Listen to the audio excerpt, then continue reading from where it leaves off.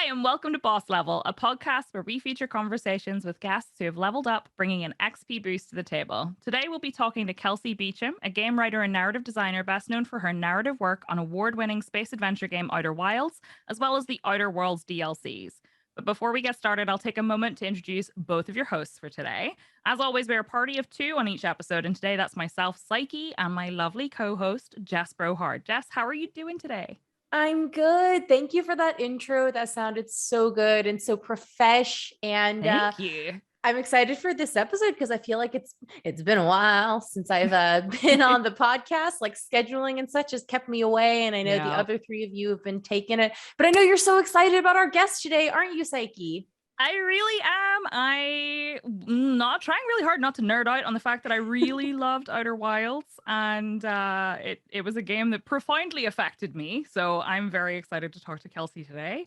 Kelsey, thank you so much for joining us. Would you like to take a moment to introduce yourself? Tell us a little bit about you and what you do. Hello, sure. My gosh, I'm flustered now. You've got me flummoxed already. I actually should have. You can't compliment me directly to my face, or I do like just melt into a puddle of goo for a while. I do that too, so it's totally fine. Oh, wonderful. So yeah, Gooigi is kind of like, I'm here for it with that Luigi's Mansion. I know that's not a timely reference, but God, I feel that now so hard. So hi, yes, I'm Kelsey Beachum. I am a writer and narrative designer. Probably, yeah, if anyone knows me from anything, it'll be Outer Wilds. I've also worked at, oh, hello. Oh, sorry, that's my cat Spaceman. His name is Spaceman? His name is Spaceman, and he's a big helper. So I should have realized he would come in at some point. I did not know he could get that door open, so that's news to me. Wow, he learned a new trick. That's impressive. I'm so sorry. Do you want me to close that? No, you're fine. I have 3 cats. I'm expecting them to try and break my door down at some point today, so it's totally fine. Yeah, fair dibs, because that is kind of how they operate, right? Yep. As soon as you don't want them in a space. No. Boy, I don't even know. Sometimes I don't know how to introduce myself just because my career has been kind of odd. But so talk about your favorite game instead. Then, what's your favorite game? Yes, tell us some personal stuff. What's your favorite pasta? I don't know. Oh my gosh, linguine, I think, because it really pleases me that it's flat. It's really nice. I feel that. Sorry. Yeah. I just want to go back to Elden Ring because we were kind of talking about that like it came up, and now I'm like, well, that's where my head is. Let's go back to that. Pre-podcast episode starting, we were talking about Elden Ring very briefly. We were like, we gotta cut ourselves off, save for the podcast. Yep. But now, okay, let's talk about Elden Ring. Where are you in Elden Ring? How's it going? Tell me all about it. No, this is the crazy part. I think I'm the only game dev in the world right now not playing Elden Ring. Really? I am watching it instead because I'm recovering from some repetitive motion injuries, and it's been really hard to jam on those boss fights where you're like, no, must beat neck man. Yeah. So I've been watching my partner play it instead, and I have kind of a bingo card going of like monsters I assume will come up. And it's all kind of like, undead woman without eyes or eyes covered. Spirit wolf was kind of a gimme, like ghost wolf. I don't know. That's basically the free space. That's fair. At some point, like tea kettle, I assume. The other day I was watching my partner fight some guys that, that's the Burger King mascot, right? Yes. Okay, I've been calling them the Burger King because that's what it is. I don't know where their helmet came from, but they definitely look like the Burger King mascot, right? 100%. Weird. But then that kind of is like a go-to for From Software, right? Like their games, their characters are kind of weird. Oh yeah, 100%. And I love it. I'm here for it. But also like he killed so many Burger Kings, and I just, in my nerdy world building, lore obsessed heart of hearts, I don't think that's a viable theocracy. No, I don't think that's gonna go well. Like you got to narrow that down, man. my current thing is I'm trying to figure out what the lore behind the Burger King mask is, because I've encountered a boss that has a face that looks kind of like the Burger King helmet, and I'm like, is it based on him, or is that just a coincidence? Because there's got to be something going on there. I have heard a lot of people geek out about the lore, but I feel like it's one of those games where it's like, you don't have time for lore, man. You're getting attacked by a house.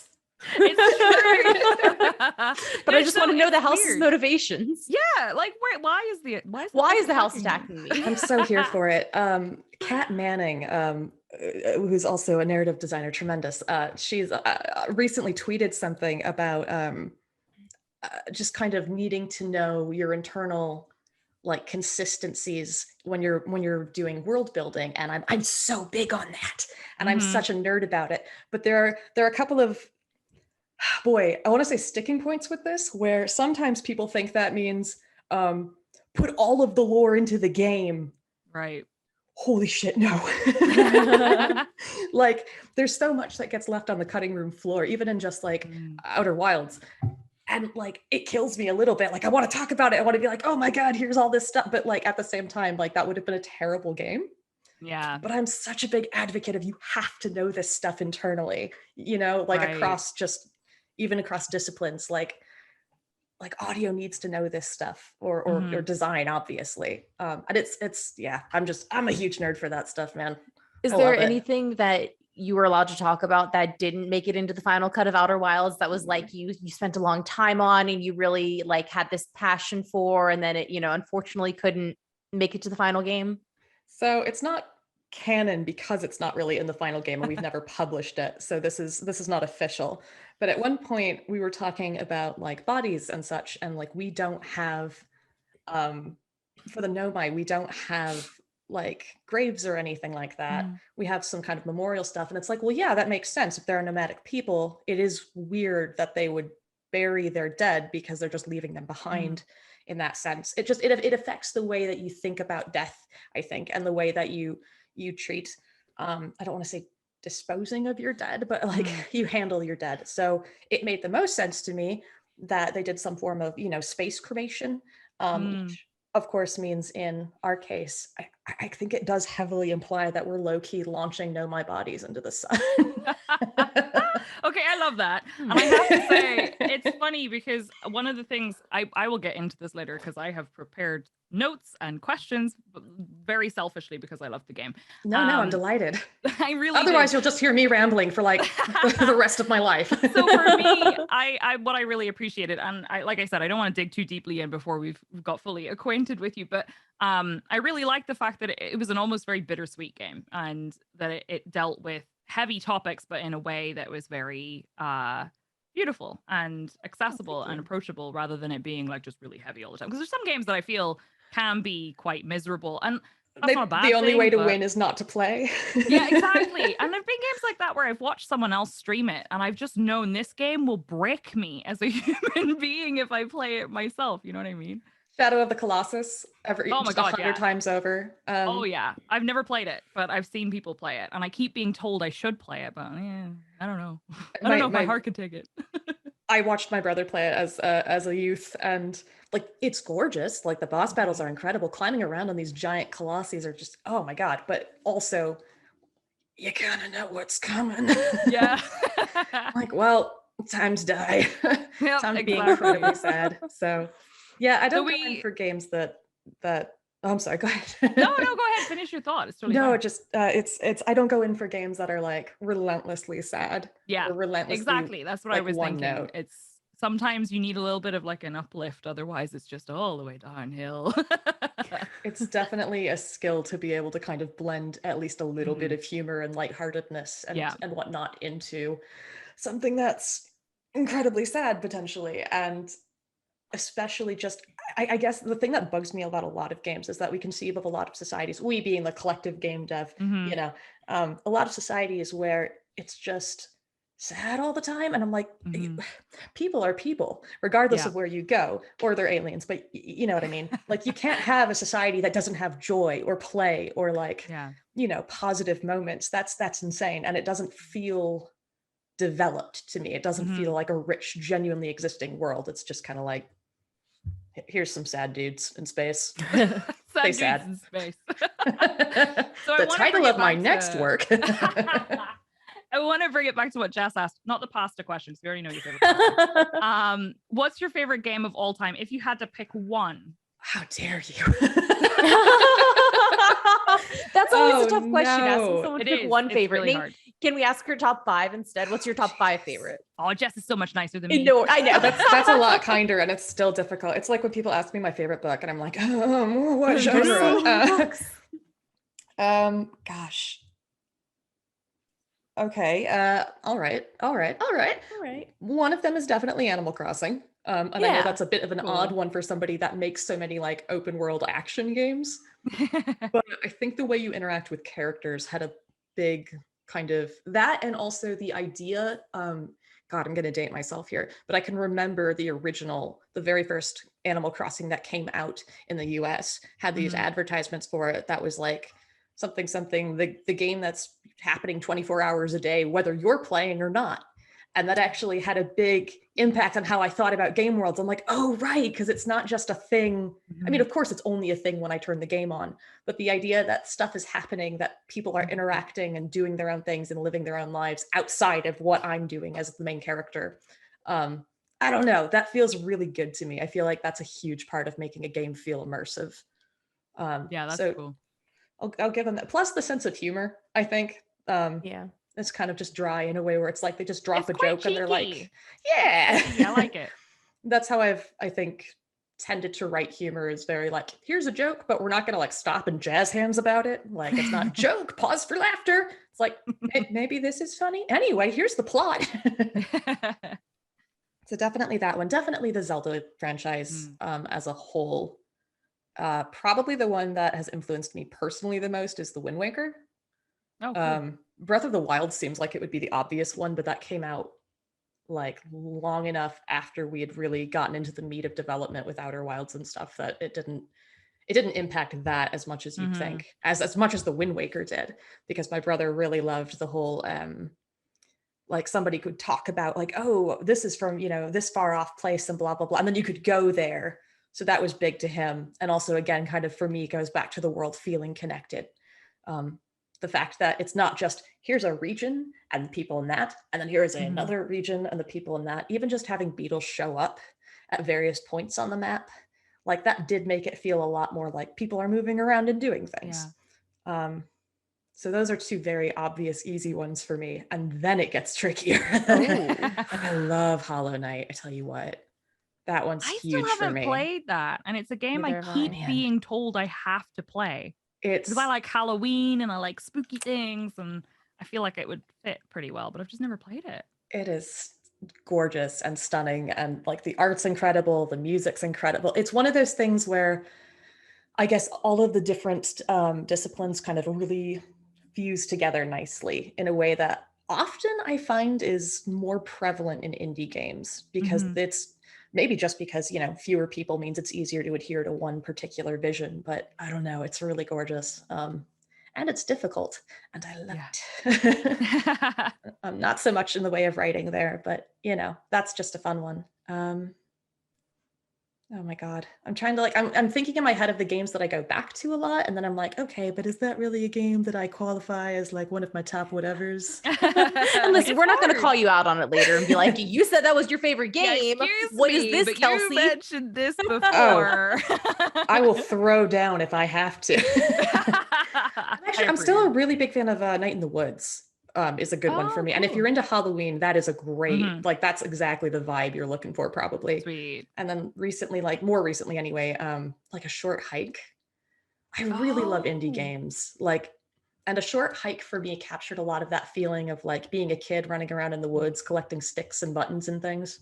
I don't know if those last three were necessarily like full on favorites, but they're definitely up there. And I realize I feel like my favorites kind of wobble back and forth depending on my mood and the place in life that I'm in. I find that some games appeal more or like resonate more with me than they did before. So I get that. Especially right now with the pandemic still being a whole thing. Don't know if you were aware of that's still going on, but really, sorry. I know it's a terrible joke. I don't have any more left. I'm so sad.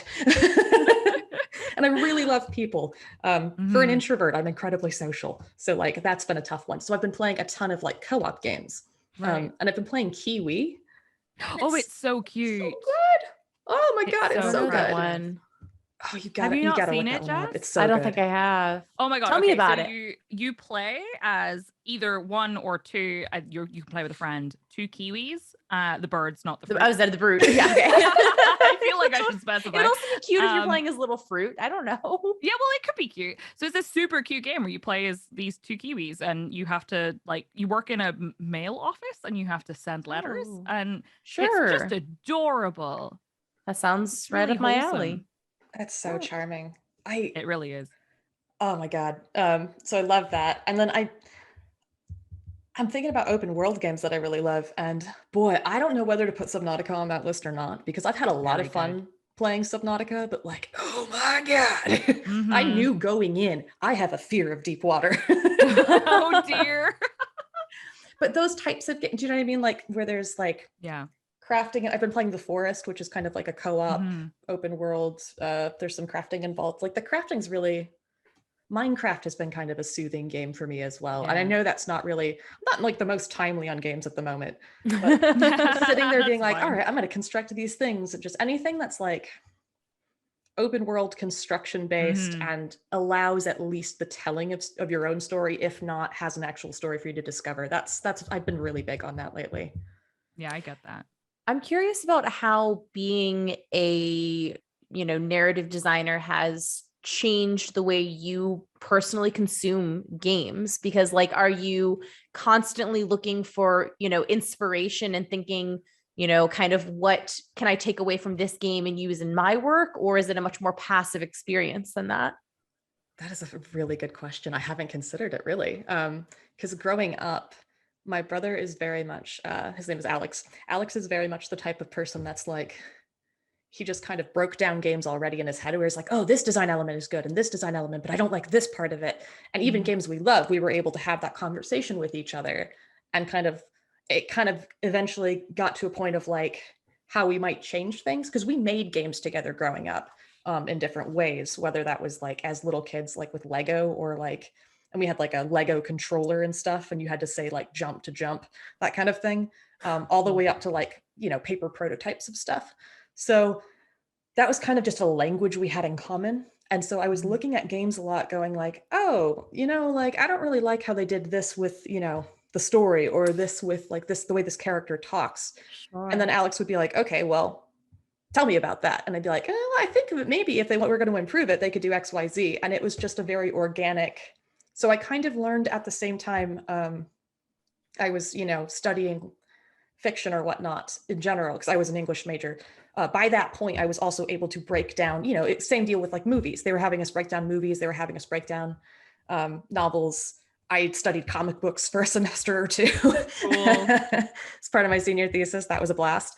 So games were just kind of another form. Any form of media where you're telling a story is something you should be able to kind of talk about, I think, critically in that way, if you're somebody that cares about story. Which is to say, to actually answer your question, sometimes I do when I'm playing games, I'm like, okay, like this is a fun element. How would I make this better? Or like, and that's, I'm cautious with that, because sometimes it's like, you did not have, the work power.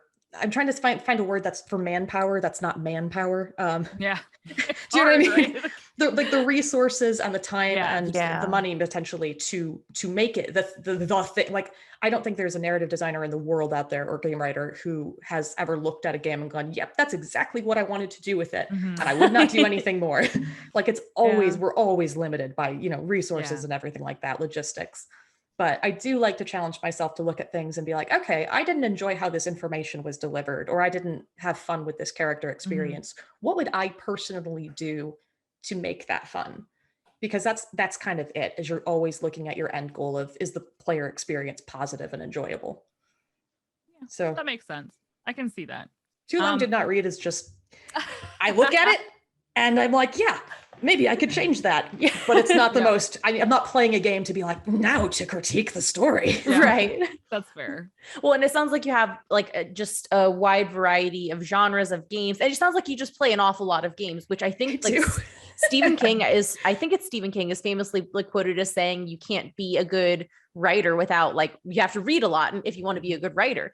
And I'm sure, like, do you feel it's the same way with the work that you do? Like, you just have to consume a lot of games? So, to be honest, at least to get your starts, but like you have to read a lot too. If you're not reading novels, you're not going to get a good sense of. So I think that's still fair, Mr. King. Also, yeah, I don't know if I don't have a good sense of if I play more games than average or not, but I definitely think the more games that you play, you have to both play video games. This is what I tell people when they're like, how would I go about becoming, a game writer / narrative designer? It's like, go play games and look at how they're doing story and think about that critically, and then go make some games of your own, even if it's just small stuff. So yeah, I think it's pretty critical. You have to play games, and you're definitely right that I play a lot of genres. I don't know if I need to do that, but at the same time, like, you get ideas from weird places. So yeah, I get that. I'm going to ask a very selfish question. I'm once again going to drag us back to Outer Wilds. Because you're talking about narrative design and how you have to play a lot of games to kind of get a feel for like how to tell a story and how to tell a story through the medium of games. Outer Wilds is told narratively in a really unique way. And for anyone who's listening who doesn't know how Outer Wilds is told, I'm not going to tell you because it would spoil the game. And I am a firm believer that you should play that game without even watching the trailer, without reading anything about it. You should go in and play it. And if you like space, you'll love it. But it's got a really unique way of telling its story because the player has to piece together parts from different angles depending on what they're doing at the time and then put the story together. What kind of challenges did you face while trying to construct that story and trying to tell that story? Oh man. I'll tell you about how we made it. So and I think this is fairly common knowledge, so forgive me for bringing it up, but Alex, No, absolutely. originally that started as his senior thesis project for his master's. And so he knew kind of the basic beats of the story, like the big stuff. We kind of knew what the ending would have to be, roughly. We knew where like the player started. We knew kind of where the Nomai started, which is this different alien species. You're playing as a Hearthian. We knew what those big beats were, and we kind of just then talked and we're like, all right, how do we get from this point to this, point A to B? And it's subdividing a lot of those, but it's also, you're treating each one, if you're thinking of it like a constellation, for example, each little star, each little instance of the player stopping and reading some text or having a particular experience, that has to be self-contained. I did a GDC talk in 2021, so it was digital. I was supposed to do it in 2020, and then obviously we did not do that in person. But it was fun to talk about because I got to break this down. Each little instance of story has to be its own self-contained thing. It has to teach you something new. It has to be fun or enjoyable in some capacity to read. It has to have a takeaway. So you have to kind of know where to go next to learn more about that particular story thread, but it also has to kind of tell you where it came from, because that could be the first piece of story you're encountering. And if you want to trace it back to its origin, I'm gesturing wildly here on camera. I'm like, oh, this is a podcast. That's right. It doesn't help very much. It has to basically work both ways. It's got to be bi-directional. And at one point we sat down with this massive Excel spreadsheet. We just listed everything out, all of the stories, all of the key points, all the takeaways, and tried to just kind of get our heads around, all right, here are the main strings and here was where they need to intersect. But yeah, it was a lot of also like at the surface level, literally the surface on the surface of planets. That's where you're going to find kind of the easy bits that are not necessarily the start of a story, but it'll be easy for you to pick that up and go, okay, I see they're looking for something, on the moon. You learn that they're trying to find this particular thing, and okay, they couldn't detect it, so they need to build a more sensitive version of this instrument at this other location. And you can go, hup. I kind of ramble with this. I'm so sorry. It's just, it's so specific and weird and hard to explain. The challenges being, we had to make sure the players could piece the story together overall. And also we couldn't play test that until all the story was in place. Oh yeah. So we were really asking people to take a big chance on this game. And even like our publisher, we were asking like, hey, I know this is not, necessarily the most easy to understand thing right now, but I swear we will calibrate it to the right.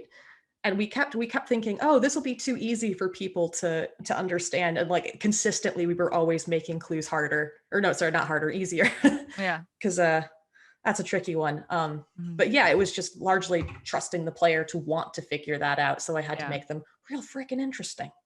It's really interesting because I'd never really thought about the challenges. I come from a not game dev, but I worked in the games industry. And I actually, one of the first things that I ended up working on was localization. We were localizing from a really, really super roughly translated game text in an Excel spreadsheet that had been roughly translated into English, and then trying to piece that together into something that made proper sense, and rewording stuff because it was coming from like, I think it was coming from Chinese into English, and then realizing that some of the like names they picked for characters didn't really work, so having to like rework those and stuff. I'd never really thought about the challenges of taking a game that is very frankly one of the most non-linear games I've ever played, and then having to play test it and not being able to do that till you're done. That must be sweaty palms for a while there. So we are going to take a super short ad break. Thank you so much. We'll see you back here in a few moments. All right, and we're back. Welcome back to Boss Level from that little break. And Kelsey, something I'm actually really curious about, you mentioned like something about inspiration can come from, where you're not expecting it, and games that you're not necessarily expecting to draw inspiration from. Do you have any examples of times that's happened to you when it's been like kind of an offbeat game or something you weren't expecting to draw inspiration from? Oh man. I want to say Terry Pratchett in a big way. Yeah. Cool. I mean, I adore the Discworld novels, but there was something he had written where he'd done like a footnote about someone who had discovered a particular thing, and that factored back into some flavor text I was writing about like a plant, and that like, oh my god, like people's real lives. I know people who have worked for, as government agents in particular. I don't want to get too specific there, but I've talked to them about their experiences.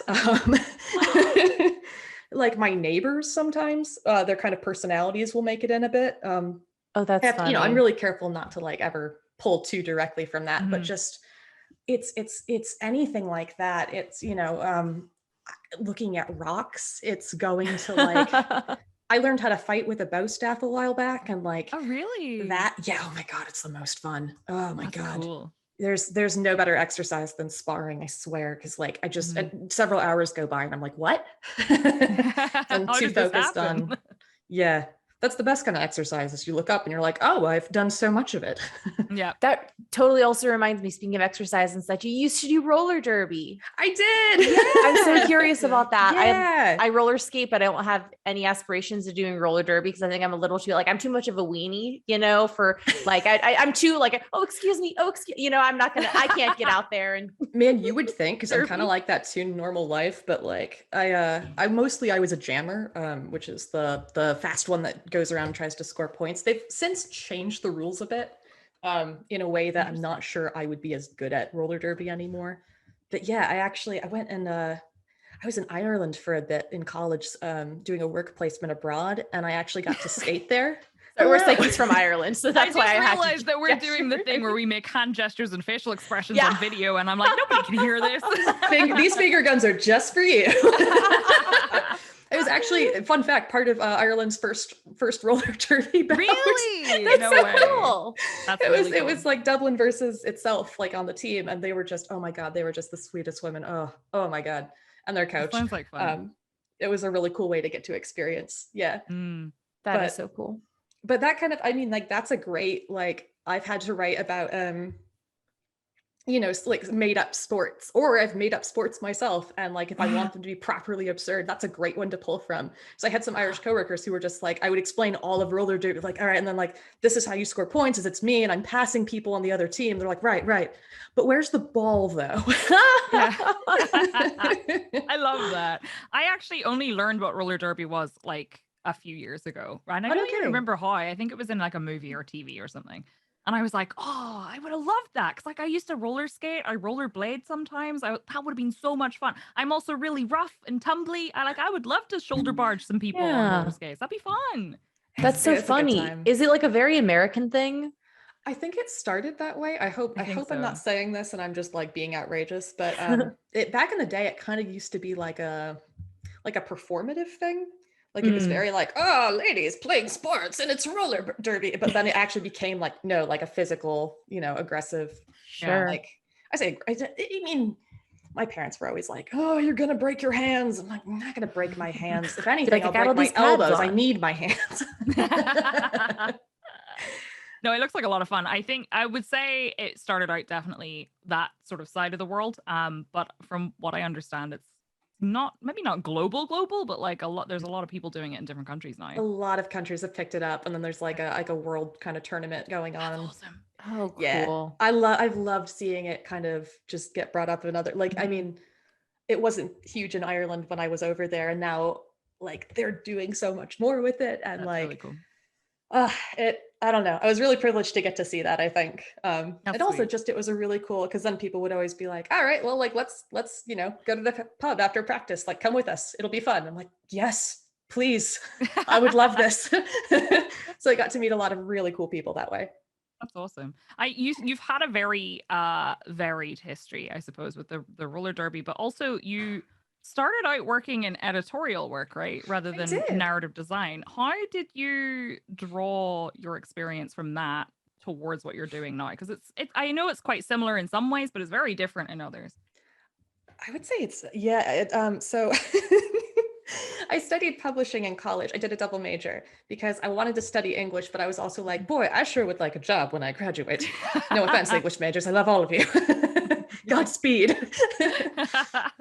So I was a proofreader for a while. I waitressed a bit because I graduated during recession. And then I was able to get a full-time job working in, of all places, the Cryogenics Society. Which is where I learned that cryogenics is not the same as cryonics, because cryonics is body freezing. Cryogenics is like actual science. Oh. Yeah. In Ireland, I was working for a publishing company that handled some magazines like Golf Digest Ireland. I had never, so I'm just kind of used to writing about subjects that I have no like personal expertise in. Right. Because I talked to a lot of like scientists. I talked to a lot of, did a lot of reading on golf because at the time I'd never played it. That's so interesting, because that must come in like such handy when if you're creating a video game world. Like, okay, so if you're writing for like Golf Magazine or whatever, and you're like, I don't play golf, but I learned how to write about golf really well. It's like you can just take that skill and you can put it into this video game world where everything's made up. Nobody knows how to write about this video game world because it doesn't exist yet. You are creating it. Like, that's so fascinating. That, and if you're writing, thank you. I didn't think of it as particularly interesting until this moment. So now I'm blushing. It's really useful for if you're doing things like with, Outer Wilds, for example. My brother is brilliant. And I'm doing my best. So he's, we both pale in comparison to our little sister, actually. My little sister, Erin, is just crazy smart. I think she's like, what, second or third in her law school right now. Wow. And she was just casually like, I'm going to do law now. And we were like, okay. And then she just crushed it. But I like to make fun of her by being like, oh, but you're kind of the black sheep of the family because you haven't won any BAFTAs, have you? Better get going on that. 10 out of 10. Love that. She can punch way harder than I can, so I don't know why I do this to her. But anywho, Alex is he has always been super interested in like space and popular mechanics and like all kinds of, I mean, I have a huge interest in science fiction, but he's much more the real world science side of it. Mm-hmm. He actually was studying engineering for a while before he ended up going the games path. I also think he's the reason I don't freak out, because some people are like, space, oh my God, when they go to play the game. And I'm like, no, I feel you. But also as a child, like a young kid, 9 or whatever, Alex is like telling me, black holes are interesting. Here's what happens. Here's what spaghettification is. And I was like, I'm too young for an existential crisis. So I got used to it. But he, obviously, one of the big mechanics in the game is based very loosely off of kind of a fun idea of what would quantum mechanics look like on a macroscopic level. Mhm. And it's my job as a game writer to explain that to people, to, you know, all of us lay people out here who are like, what? I'm like, Yeah. I'm reading the Wikipedia page on quantum mechanics and I'm like, I have to go lie down. So I was going to ask actually, because so one of the things I really liked was weirdly, I don't know why this happened. Maybe it's some kind of weird quantum shenanigans, but I had just been reading about quantum mechanics, not in any like particularly deep way because my brain cannot handle it, but I had just been reading about it. And then I started playing Outer Wilds, and a bit in the like kind of tutorial area where there's the rock and then it disappears museum, and then yeah. it reappears somewhere else. I was like, oh my god, it's like quantum mechanics. And I was so excited. And then oh my god, like, that's so cool. did you have to essentially research all that as like a team, or did you have somebody that you could draw that kind of knowledge from, or did you have to research that yourself? So that's 100% my brother. That's my brother being Wow. like, wouldn't it be cool if like when you turned around, it actually started off as like as a kind of horror thing that he prototyped early on. It's like, what if you turned around and the skeleton was right there?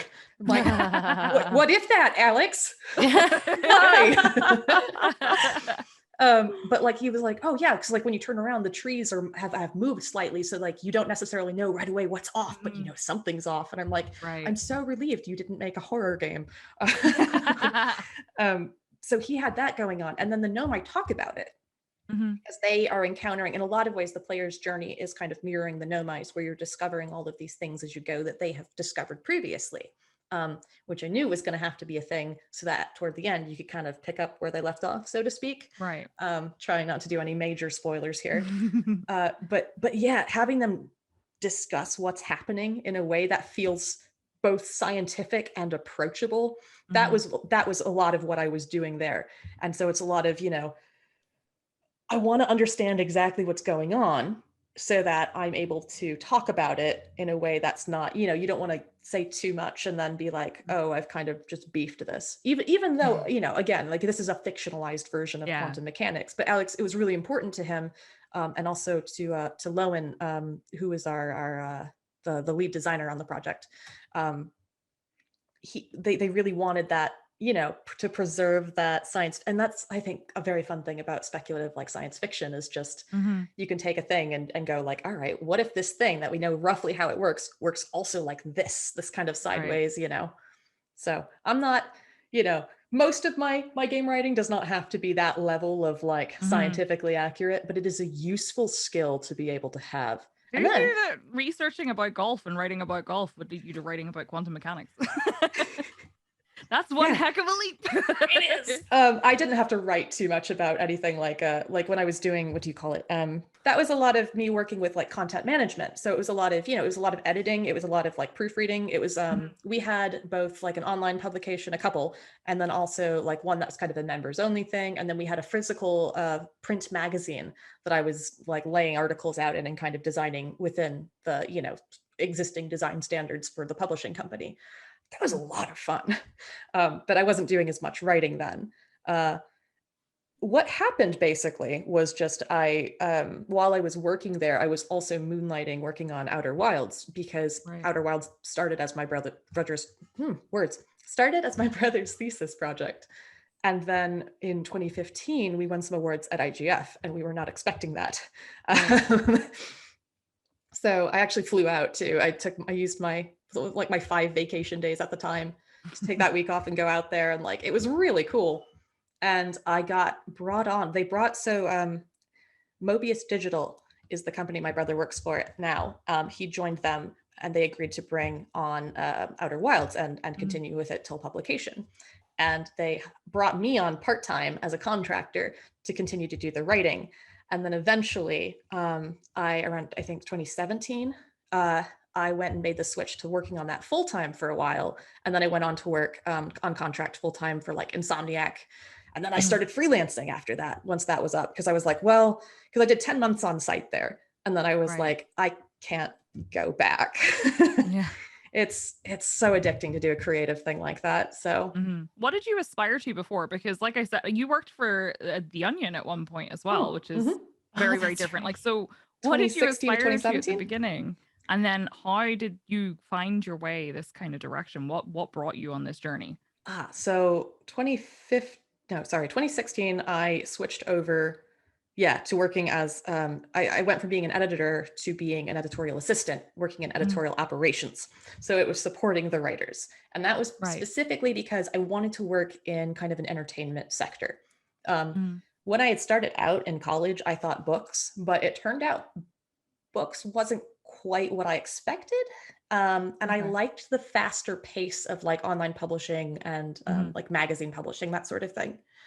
So then I was working at the Onion, but it was a fun job, obviously. Like, don't get me wrong, kind of corporate, surprisingly, in That my is experience. surprising. I know, right? The writers were a blast, but unfortunately, like I couldn't really do too much in the way of creative stuff there because the Right. divide between like the writers and then like editorial operations support staff was fairly firm. Because you know, and that makes sense to me because you don't want, as a writer, you don't want a bunch of people coming and being, I have an idea, and you're like, please, this is my job professionally. I do this. I did get to lead the Instagram team, which was very fun. But it kind of was like, yeah, I really enjoy doing this more creative work with games. And yeah, by the time 2017 hit, it was just, my partner and I were in a position where I was like, all right, I'm going to do it. Let's make that jump. And that's kind of how it ended up working out, because just the more I worked on Outer Wilds, the more, and in comparison, especially to the Onion, where I'm like, this is probably one of the more creative offices I'm going to work in publishing. And I'm still not, you know, it turns out I really like writing, like way more than I liked being an editor. So it was a good switch. It just was also terrifying because, you know, Yeah. boy, it was already hard enough to find jobs there for a while.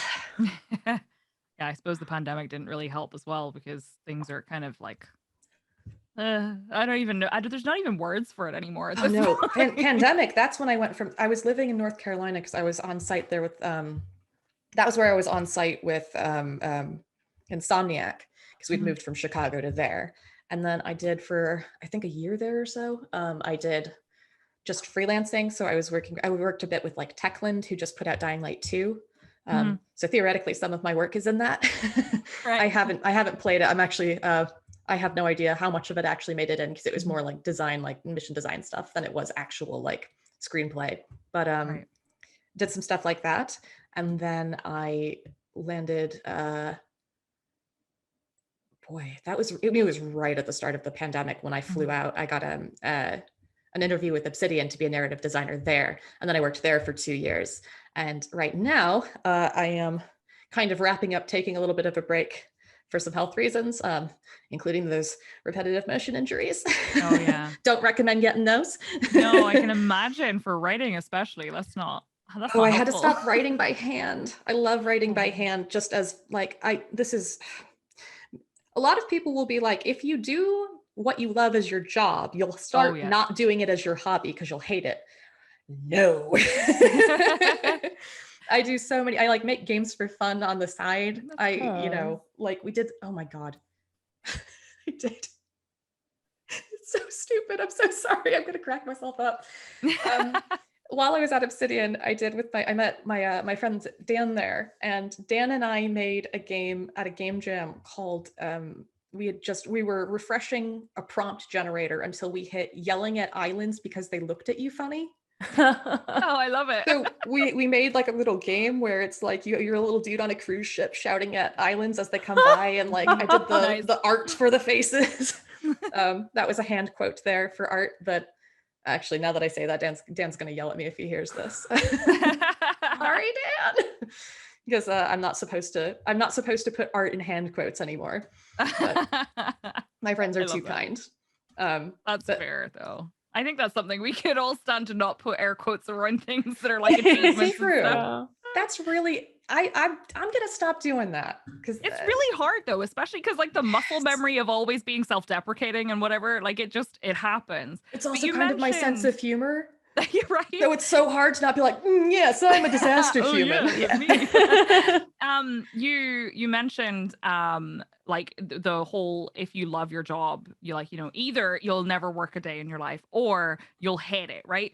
I think like Jess and I can also kind of relate to that, because with like content creation and stuff, obviously, because like I'm a full-time streamer, Jess streams and hosts and about a million other things that she does as well. Jess, do you have the same kind of experience where like you feel like you love what you do and that makes you want to do it more, but then it's really hard to balance the time? Yeah. Right? Well, that's a really interesting. I'm glad it's funny that you brought up like, yeah, I feel like there are kind of two ways it can go. And like Kelsey, I'm so glad that for you that it's like truly your passion and you love doing it. And it's funny because like I recently kind of experienced this like huge burnout in terms of like content creation and like hosting and stuff like that. Like I haven't even done much of that really at all this year. And it's been like one of the most mentally peaceful years of my life, like in part because I am just kind of focused on like doing other things, and like, I feel like I did all that kind of stuff for about 10 years. And during those 10 years, I truly did have that passion that fueled me of like, oh, it's not just for money. It's like what I want to do. It was my job and I was so grateful that it was my job. But then toward the end of last year, I just like had this like major burnout in a way that I'd never experienced before. And so like, I just kind of changed gears and I'm like, oh, maybe it's something I'll return to in the future. Maybe it's not, but, so that's really interesting that you did kind of bring up like the two ways it can go because, yeah, I mean, it can be. I think I might even be somewhere in the middle myself. Really? I'm really glad to hear that you were able to find kind of a gear that worked for you there. Thank you. Because like it's I mean, it's still a job. It's none of this. You'll never work a day in your life. Like some days you go in and they're like, hey, so we changed this. And that means you're going to have to rewrite all this stuff over here. And also you're going to have to rewrite it in this way that you hate. And No. Okay. And my brain, the easy way to do this would be like, okay, I'll just write what you're telling me here. Check mark, done. But the way my brain works is very like, I can find an angle where everyone's going to like this a little more than it currently. And I usually can. And I'm also, like I'm making more work for myself, basically. Right. And sometimes that is not the right call. And sometimes, I need somebody on my team to be like, hey, don't. That helps a lot. But as much as I love doing this, the thing that saves it for me is I have a lot of writing and design and just content creation. I make a lot of stuff. That is a tiny llama tiki bar behind me for my little stuffed llama beans. Oh, nice. It just, I think it's really important, especially for game devs, to have an outlet that is creative and is also kind of just for them. Because it's so hard to, it's kind of like my identity for a long time was kind of caught up in writer. I'm a writer. That's what I do. And the second I started having health problems, I'm like, oh my God, what am I if I'm not doing this all the time? I love doing this. I'm passionate about this. I don't want to have to take a break. Oh my God, what if I fall behind for taking a break? And like, boy, that's a great way to hurt yourself, it turns out. Oh yeah, absolutely. That's definitely a problem I think that we as a society don't really talk about enough as well, is like having burnout is always obviously a risk, but not taking any time for yourself and to do a thing that is just for you. And like as a person, I went from full-time games industry to so I was a project manager and then into content creation, which obviously is quite different. I got into this really horrible habit of being like, oh, this game is great. It would make really great content for my stream. This game is great. I'm not going to play it for fun. I'm going to stream it. And that's terrible because there are now like a stack of games that I have never played because there's not enough time in the day. I need things for me. Yeah. Well, speaking of breaks, though, I believe it is going to be a good time to take another little ad break. Don't go anywhere. We will be right back with more Boss Level. Welcome back to Boss Level, everybody. We are here with Kelsey Beachum, and let's continue talking and digging deep into your career and your journey through game narrative design. So I have a question for you. Have you had any big failures in your time that you feel you have learned from on your journey? No, I'm a writing genius and I'm perfect. I've never done anything wrong in my life. Sorry, I just wanted to try it, but yes, I believe you. So many. Actually, I will also say not to just immediately spin this. So we'll talk about an actual failure, I promise. But also, I think a lot of game dev in a way is kind of failing and failing quickly and failing efficiently. And being like, okay, this did not work for the player. how do I change that? Why didn't it work? How do I not fail this next time? Or if you need to fail this next time, I mean, sometimes I will put something in brackets and just be like, here is the bad shit version of this. And then I write that. And like, weirdly, that gives me, I don't know, sometimes just giving myself permission to be like, write literally just the bare bones thing that works, even though you're like using phrases like, oh my God, and you know you can't use God in this universe or whatever. Because I used to be very like, I don't want people to read this until it's actually good. And that's like the worst possible thing you can do in development. So now I feel very like enthusiastically, where it's a bit more like, hey, I know the writing is shit. Tell me what you think about the concept though. That's very interesting. I feel like years ago I heard someone like give writing advice that was like, you just get it out, even like if you have an idea, you don't worry about whether it's perfect. You don't worry because you can always go back and edit it. You just got to get it out. Like, does that resonate with you? Oh, 100%. And one of the frustrating things with game dev is in just a purely writing setup. Like, I don't know if you were taking a class or something, maybe. I've taken like literally one writing class, so I don't know how true this is, but okay, like if you're sending something shit like to other writers, even just in your game where you're like, yeah, okay, I've got this dialogue down. Tell me what you have to think about this. They kind of know, they've got a good sense of like where you guys are at on the project and like, oh, okay, like I'm sure XYZ is going to get more development and blah, blah, blah. So I should focus on, you kind of know what to give feedback on, especially once you know your coworkers reasonably well, because you're going to know your writing team. Right. Other game devs do not know this. So sometimes they're like, you used, oh my God, here, we don't have gods in our universe. And I think that you should probably change that. And I'm like, yeah, man, I know. And you don't want to be like, I know that already, because then that like terrifies people and they don't want to give you feedback anymore. And you do want to get feedback from your non-writing game devs, obviously, because that's really important. But at the same time, sometimes you're just like, please just focus on the idea that is here and not maybe the specific words. But yeah, it's definitely get it out there and get it out there fast. Just you got to let go of it, man. I do that to myself some days actually, still. Have you ever taken part in NaNoWriMo, National Novel Writing Month? Because that is definitely a concept that I've had to accept, is that you just have to write and it doesn't matter if it doesn't really hit the notes you want it to, as long as the general concept is there. Have you done NaNoWriMo? I have. I finished it a few times. I'm going to tell you a really fun story because I think this is really funny. I was so into writing for National Novel Writing Month every single year. And then something happened on the 11th of November, 2011. Can you imagine what it might be? Can either of you guess what might have happened on the 11th of November, 2011 that might have stopped me from writing? I'll tell you. Skyrim came out. I was like, I know that date and I don't know why. I was like, yeah. My word count was going up steadily and hit a point and it just didn't. It flatlined completely. And that year, because they have like a graph that tracks your word count over time, that is the one year where I just hit like what I was perfect word count every single day. You have to write 1,667 words to stay on track. And I hit that day and I didn't write another word. Terrible. Outstanding. Oh my God. I've never done NaNoWriMo, but I have like my bookshelf behind me is just full of like saved bits and pieces of stories I started and haven't, finished or whatever. And that I think was a big, I don't know if it's a failure exactly, but an area I used to fall short on was endings. Because if you're always starting a story and then not finishing it, you get very good at starting. You are not good at finishing. But actually, to be honest, my real failure here, I think, as a writer, was maybe last year when I just did not, I don't want to get into necessarily the specific health concerns, but I can at least talk about the repetitive motion injuries. I did not realize how serious those were.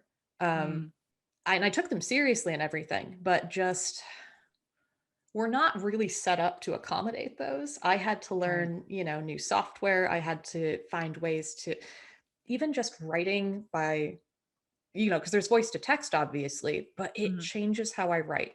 I have noticed that medium and method matter to me a lot, which is why sometimes if I'm stuck on something like really badly with games, I will sometimes just get out like a pen and paper and go, okay, like let's get this down. Right. I don't neglect your health. And I thought I was being one of those people that was like, I am taking it seriously. I am doing some stuff about it.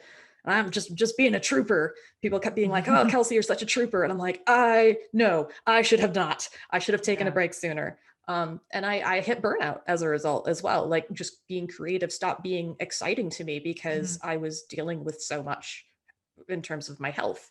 So yeah, I think I kind of failed myself on that one because it was really hard to kind of come back from that place. Wouldn't recommend it. Yeah.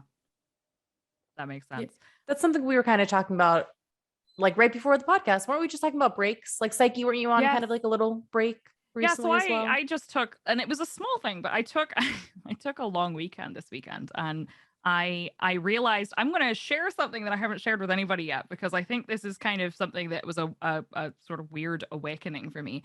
I get really big games industry FOMO because I worked in the games industry for 8 years. 8 years, 10 years, 8 years, I don't remember, some amount of time. And I left the games industry because I hit burnout and I started creating content full time. But I still see cool jobs that are in areas of the games industry that I find really exciting, and I apply for them, or I get really, really interested in them and I think about applying for them. And I recently had an opportunity come up, and it was with somebody who I absolutely loved working with before, and they had this really great idea, and I was like, oh, that sounds great. And then they sent me all the information, and I realized I was thinking, how can I fit this in with all the other stuff that I'm doing? Can I find time that I could do both?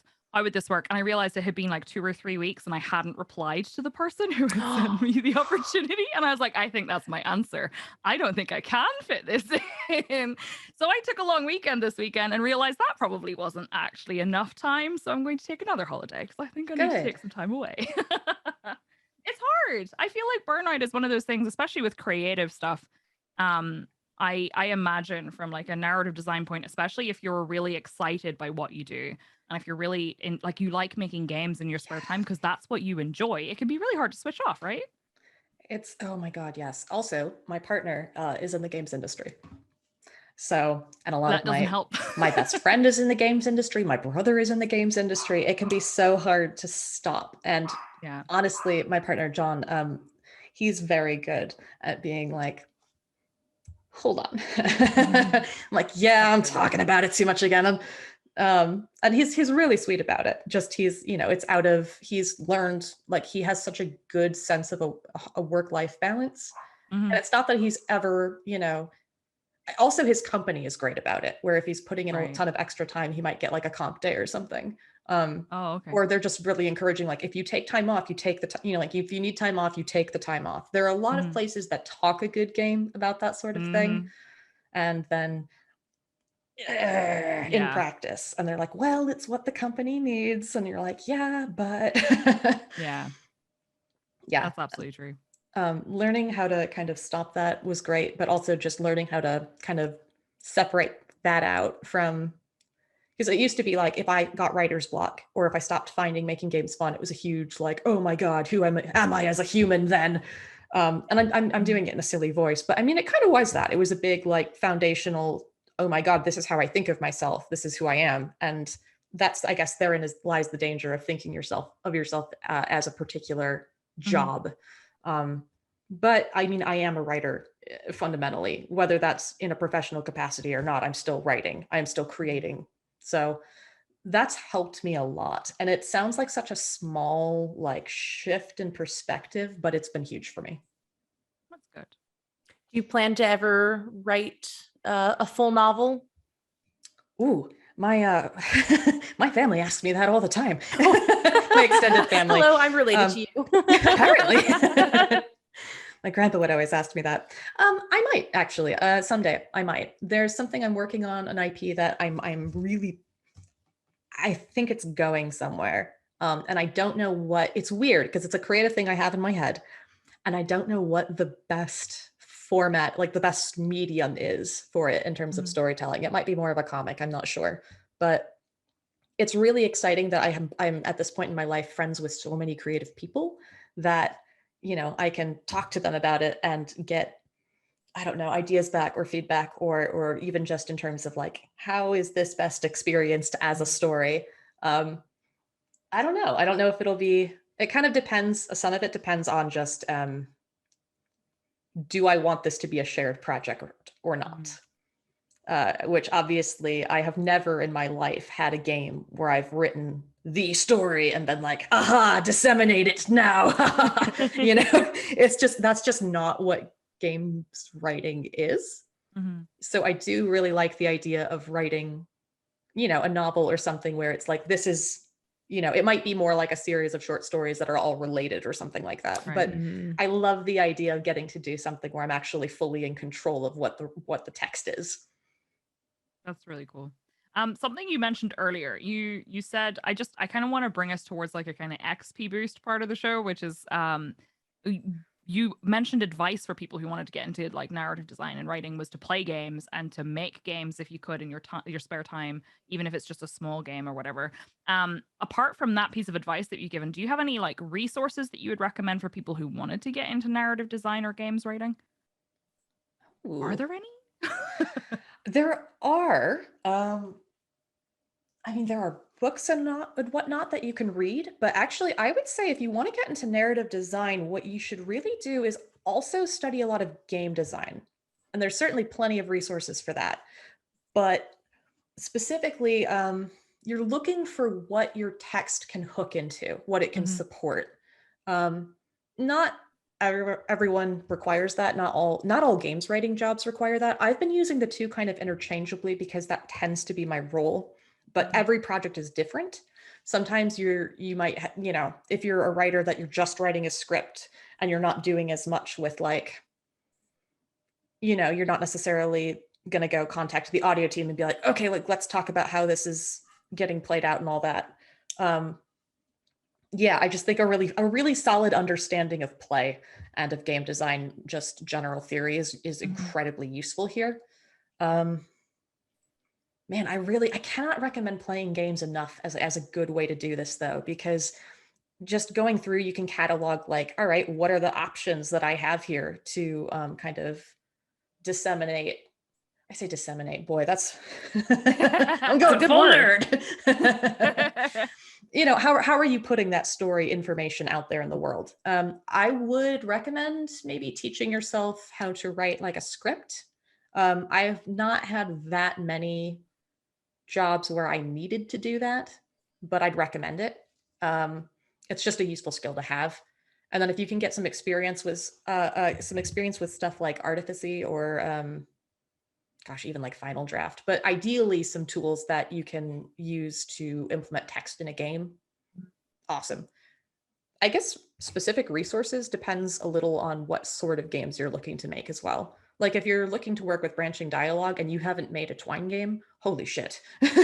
Twine's great. Oh yeah, it's a blast. I love that especially for small, like what I say with small projects. I know I've already covered that, but if you're applying for these jobs, you're going to have to provide samples. And a lot of people will take a lot of different stuff. I've sent branching dialogue, and that you have to kind of find a way to, implement that. Don't send an XML file. Not everyone knows how to read those. Honestly, Twine, I've literally put conversations in Twine and allowed people to like click through them with a static photo or something. That's useful. But like show that you can do that. And ideally show that you can make a complete piece of content. Right. So like first couple pages of a script or something is fine. I'm definitely not saying send a full script, but I am saying like, in addition to that, show somewhere on your resume or on your personal website or wherever that you have completed that script. That's cool. Jess, do you have any other questions before we hit our wrap up for the day? I don't think so, unless, Kelsey, if you'd like to share with us what's next, if you have plans, if you don't want to share, or if you don't have plans, that's okay. I personally, I'm a very fly by the seat of my pants, let things come to me lately kind of person. So if you are the same way, that's totally cool. And you don't have to share your plans, but I'm just curious. Oh no, I'm a schemer. Good. I have always got something going. I am working on a few like smaller projects with some people, and we'll see which of those pan out. But I am kind of wrapping up my break now that I am in better shape and my arms work again correctly. Love that. Can't get enough of it. So yeah, and there are a few studios that I am looking at / talking with. So I'm not quite sure what the end result is going to be, but I am excited, which is nice to be able to say. I do want to ask also, since we're getting to the wrap up portion, what are your favorite pastas?